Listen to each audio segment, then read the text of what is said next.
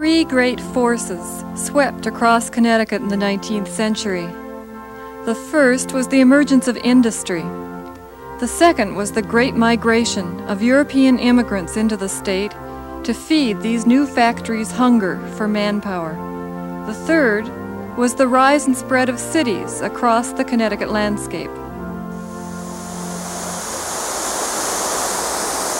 These three forces, within a few decades, swept away the comparatively slow-paced life of the colonial era. The dam here at Shelton, built on petition to the General Assembly in 1864, is only one example of the changing forces at work in Connecticut in the 19th century. The purpose here was to tap power from the Housatonic River and convert farms and undeveloped land to streets, homes, and factories. And more, the factory and not the farm organized people's work.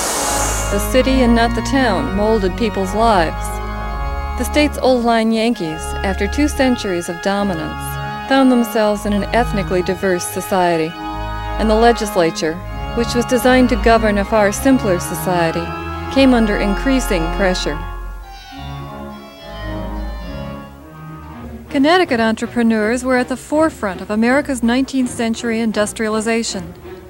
Men like Eli Whitney and Samuel Colt had a sharp vision of the economic opportunities before them, and they moved confidently to realize their dreams. For the General Assembly, defining the common good was much more difficult. Reformers cried out at the social costs of industrialization: child labor, unsafe working conditions, widespread crime and poverty. Businessmen and entrepreneurs wanted free enterprise to move forward unhindered.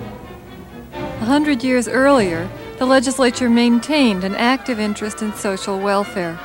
In the 19th century, the legislature retreated from that commitment and moved only cautiously to address the new problems created by industrialization. Children as young as 10 worked 12 hours a day, 6 days a week.